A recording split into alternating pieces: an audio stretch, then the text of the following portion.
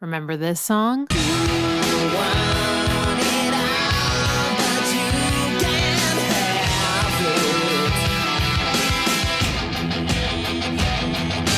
This is called Epic by Faith No More, a Mike Patton project, who is a brilliant musician and singer. I remember hearing this song all the time on the radio, and it's a pretty cool and weird song. It's kind of rock, but it's also kind of hip hop. What is it? What is it? And guess what? You never find out what it is. I've talked about this song a little bit in my Flat 6 video because I'm a huge nerd. But today I want to talk about the piano outro because I remember the first time I heard it, I was a kid and I was like, what is it?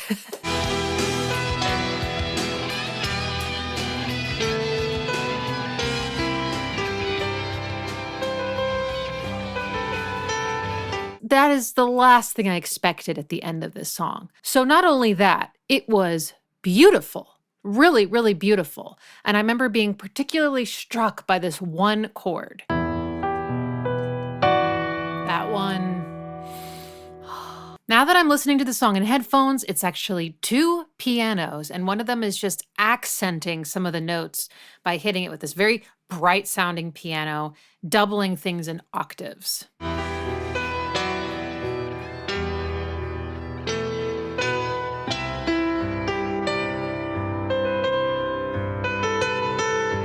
One thing that makes this piano outro so beautiful is basically the chord progression, which we hear in the left hand.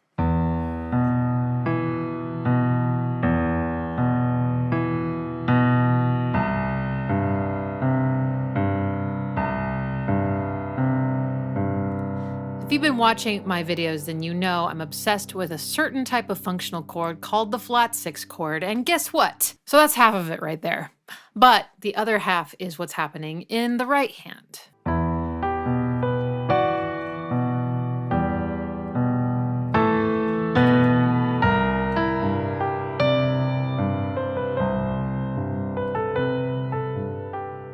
So before I even get into the harmony, I want to talk about the rhythm. I think that the intended rhythm is like this.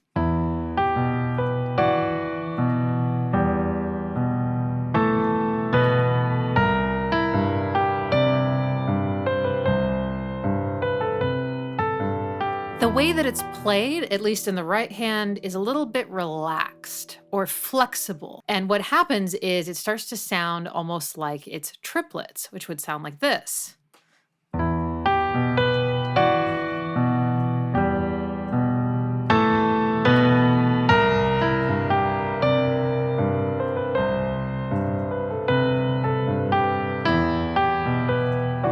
That's kind of how I've always heard it, but when I listen to it in more detail, it's kind of in between these two rhythms.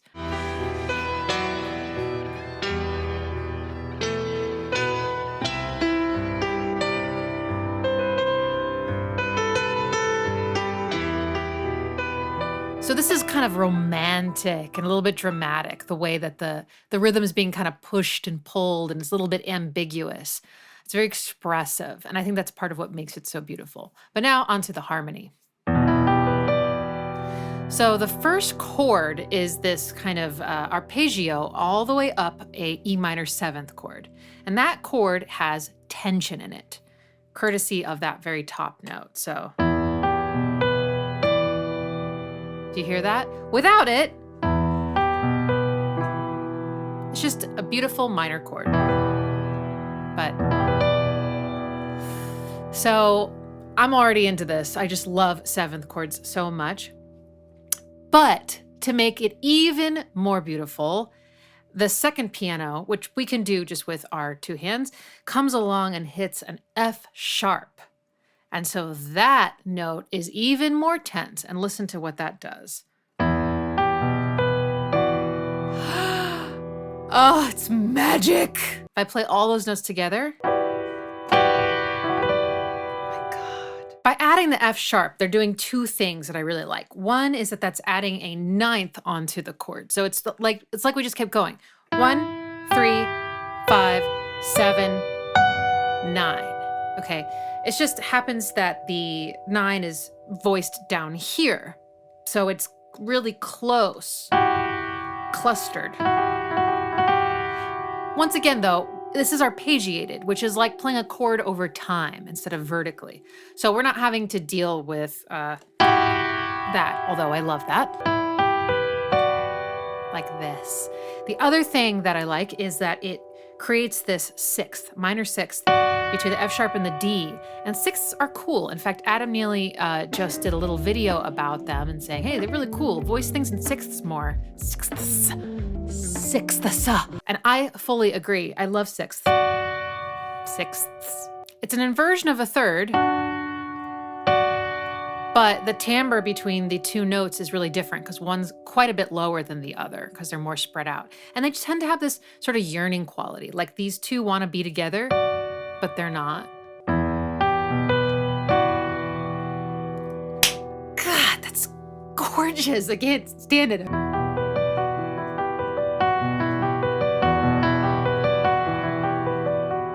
Also, that tension is accented rhythmically, so. Right? So we can't ignore it. Then, with a little resolution, and these are kind of these passing tones that are bringing us to the next chord. And this next chord, in contrast to this one, which kind of has an icy, almost like wistful quality, this next chord is sassy.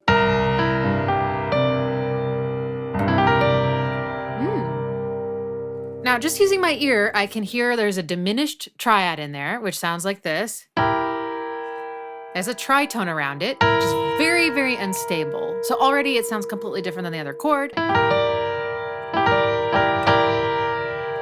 This is an interesting situation. Oh, and the root of the chord is C. So it's actually a dominant seventh chord, which I always feel has some kind of sass. It's a little bit spicy, and it's just got an attitude in any genre. And they added a ninth on top of that.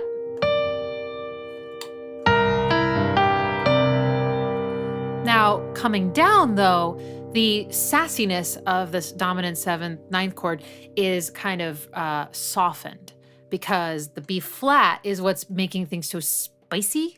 And that's replaced by a B natural, okay?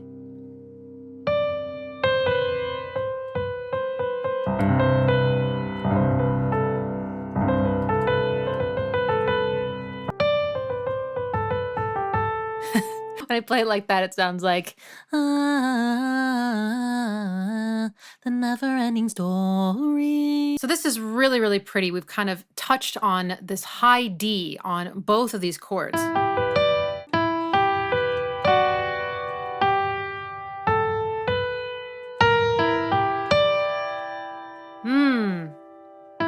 Listen to that, though. Ooh. That sounds like an add 9 to me. So beautiful. Yes. So that chord just has a lot of tension also. So after this is kind of this beautiful little tumbling down that leads us very gracefully back to the beginning where we can repeat the whole thing over again. There we go. So it kind of cycles and loops very organically. Now there's one variation that I absolutely love. It's in substitution of the B flat.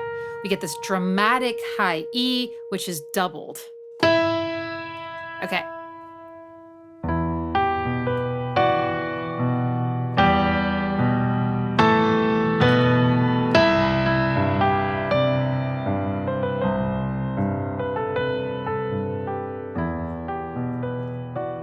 The very ending just kind of runs up the E minor seventh chord.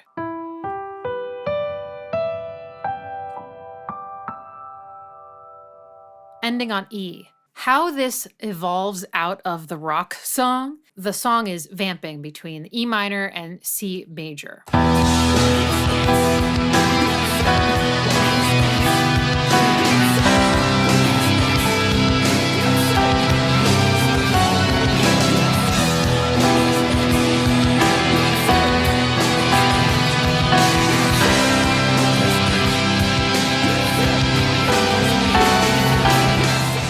Anyway, so those are my thoughts on the outro of Epic. And I gotta say, it's pretty epic. Are there any other outros of songs that you think are worthy of having a video? If so, let me know in the comments. I'll tell you one right now.